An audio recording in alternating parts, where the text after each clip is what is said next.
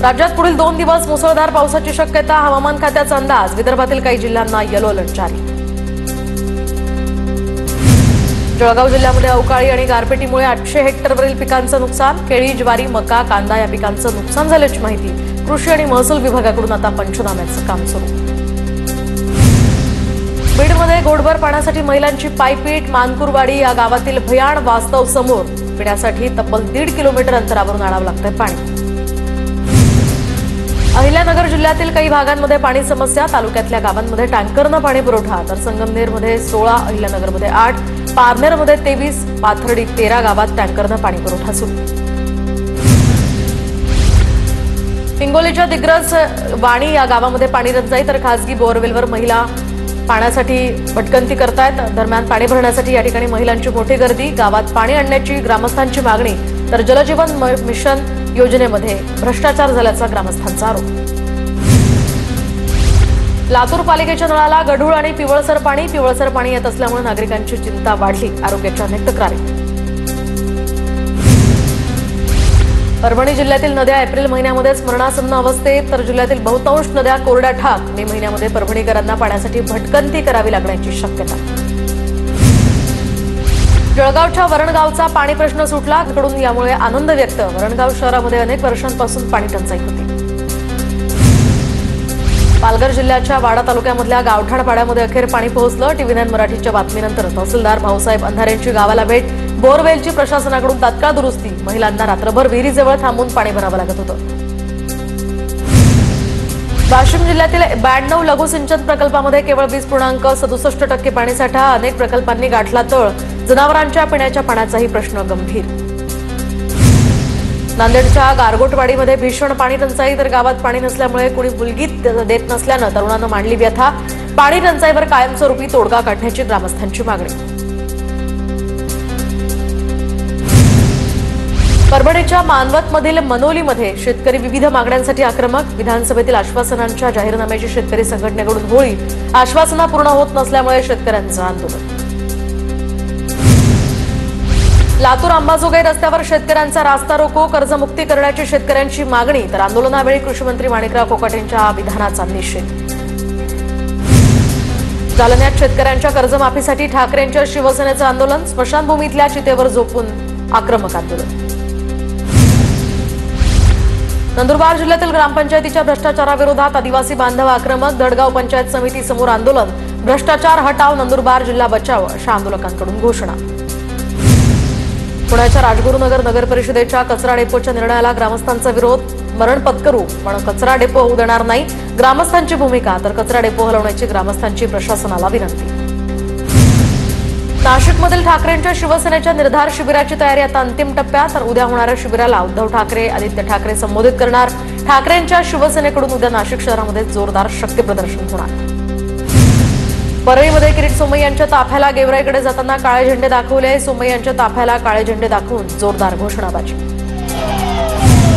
8 लाख लाडक्या बहिणींना आता 1500 रुपयांऐवजी 500 रुपयेच मिळणार. नमो शेतकरी महासन्मान निधी मिळत असल्यामुळे लाडकी बहिणी योजनेच्या हप्त्यामध्ये कपात. सरकारकडून करण्यात आलेल्या छाननीनंतर आता या महिन्यापासून मिळणाऱ्या हप्त्यात निधीची कपात होणार. आमदार अभिजित पाटलांकडून माढा ग्रामीण रुग्णालयाची पाहणी. तर प्रसूतीनंतर महिलेवर रूम स्वच्छ करण्याची वेळ. या प्रकरणी दोषींवर कारवाई होईल. प्रशासनाला काही सूचनाही दिल्या. अभिजित पाटलांची प्रतिक्रिया. एमपीएससीच्या विद्यार्थ्यांनी शरद पवारांची भेट घेतली. विद्यार्थ्यांच्या अडीअडचणी सोडवण्यासाठी शरद पवारांचा पुढाकार. एमपीएससीच्या अध्यक्षांसोबत शरद पवारांचा फोनवरून संवाद. शिक्षक भरती घोटाळ्यातील महत्त्वाची ऑडिओ क्लिप TV9 मराठीच्या हाती. शिक्षक भरती घोटाळ्यातील मुख्य आरोपी निलेश मेश्रामची ऑडिओ क्लिप व्हायरल. क्लिपमध्ये बोगस शिक्षक भरती प्रकरणातील कागदपत्रांसहित त्यांसंदर्भातला उल्लेख. मात्र TV9 मराठी ऑडिओ क्लिपची पुष्टी करत नाही. नागपूर शिक्षक भरती घोटाळ्याची मुख्यमंत्र्यांकडून गंभीर दखल. मुख्यमंत्र्यांकडून प्रशासनाला कारवाईचे आदेश. 580 आरोप शिक्षकांच्या. अपात्र शिक्षकांच्या नियुक्त्या रद्द होण्याची शक्यता. बोगस नियुक्तीसाठी 20 ते 35 लाख रुपये घेतल्याची सूत्रांची माहिती. नाशिकमध्ये शिक्षक भरती घोटाळ्यात आणखी एक तक्रार, बनावट ठरावाद्वारे नियुक्ती दिल्याचा तक्रारीत आरोप, बनावट कागदपत्रांच्या आधारावर अपात्र शिक्षकाला नियुक्ती देत शालार्थ आयडी तयार केल्याचाही प्रकार। 21 एप्रिलपर्यंत पूजा खेडकरला सर्वोच्च न्यायालयाकडून दिलासा, पूजा खेडकरला देण्यात आलेल्या अटकेपासून संरक्षण आता 21 एप्रिलपर्यंत कायम, दिल्ली उच्च न्यायालयानं फेटाळला होता अर्ज। कोल्हापूरच्या इचलकरंजीमध्ये जिवंत सातबारा मोहिमेची सुरुवात, तर वारस नोंदणीसाठी 20 एप्रिलपर्यंत अर्ज सादर करण्याचे प्रांताधिकारी मोसमी चौगुले यांचं आवाहन। पुण्याच्या भोर तालुक्यातल्या अमृतेश्वर देवाच्या कावडीचं मोहरी गावामध्ये मोठ्या थाटात आगमन, शिखर शिंगणापूरला जाऊन आलेल्या कावडीचं गुलाल आणि फुलांची उधळण करत मोठ्या थाटात स्वागत। परभणीच्या पूर्णामधील वझूर गावामध्ये रामेश्वर देवस्थान पालखी सोहळा उत्साहात संपन्न, साक्षात्कार बैलगाडा ओढण्याचा हा कार्यक्रम संपन्न।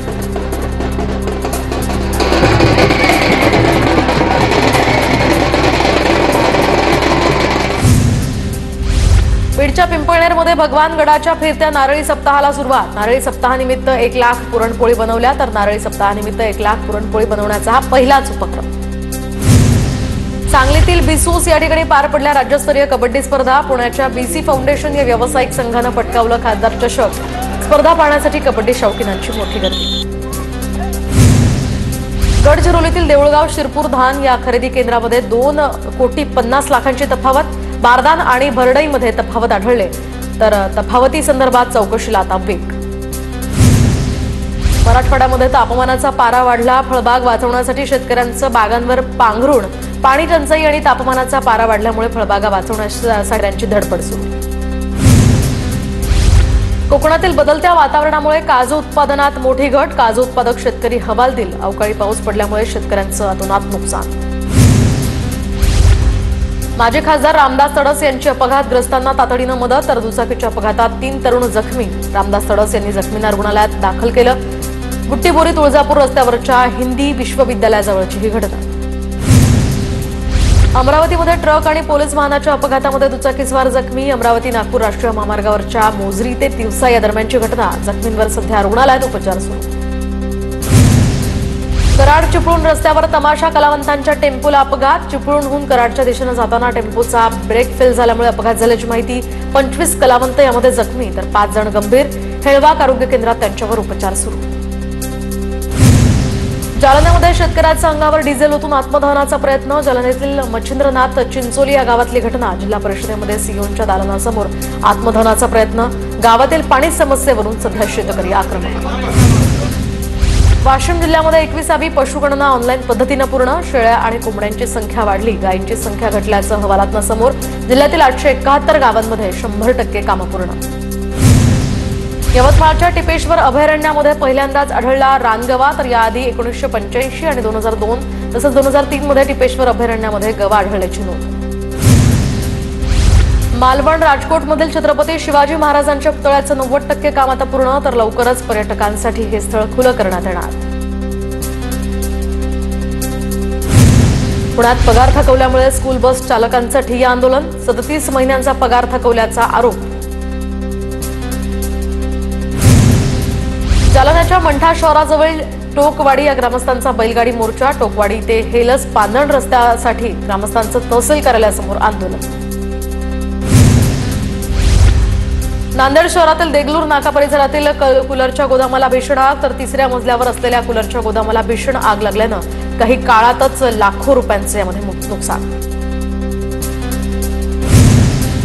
चंद्रपूर पालिकेला अत्याधुनिक अग्निशमन वाहन मिळालं, तर आगीच्या घटनांनंतर तात्काळ नियंत्रण आणण्यासाठी आधुनिक अग्निशमन वाहन देण्यात आलं, त्यामुळे आता आगीच्या घटनांवर तात्काळ नियंत्रण मिळवणं शक्य होणार। कोल्हापुरात टेम्पोमध्ये अवैधपणे मद्याची वाहतूक, उत्पादन शुल्क विभागाची कारवाई, मध्य प्रदेशात बनवलेल्या मद्याची अवैध वाहतूक सुरू।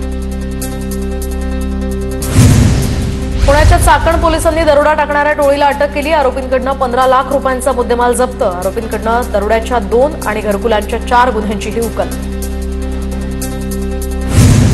चंद्रपूर जिल्ह्यामध्ये वाघाच्या हल्ल्यात आणखी एका ग्रामस्थाचा मृत्यू, नागभीड तालुक्यातल्या तळोधी वनपरिक्षेत्रामध्ये वाघाचा 75 वर्षीय व्यक्तीवर हल्ल्यामध्ये मारुती बोरकर यांचा दुर्दैवी मृत्यू। जळगावच्या रावेरमधून फूस लावून पळवून नेलेल्या 6 जणांची सुटका. अल्पवयीन मुलांना अज्ञात इसमानं फूस लावून पळवून नेलं होतं. या प्रकरणी रावेर पोलीस ठाण्यात 4 गुन्हे दाखल झाले आहेत. गडचिरोलीमध्ये गर्भवती महिलेचा मृत्यू. डॉक्टरांनी वेळेत उपचार न केल्यामुळे मृत्यू झाल्याचा नातेवाईकांचा आरोप. डॉक्टरांच्या निष्काळजीपणामुळे मृत्यू झाल्याचा नातेवाईकांचा आरोप. नागपुरात मोबाईल लपवल्याच्या क्षुल्लक कारणावरून एकाची हत्या केल्याची घटना. पोलिसांकडून एका आरोपीला अटक. जितेंद्र जयदेव असं मृतकाचं नाव. पोलिसांकडून या प्रकरणी अधिकचा तपासही सुरू.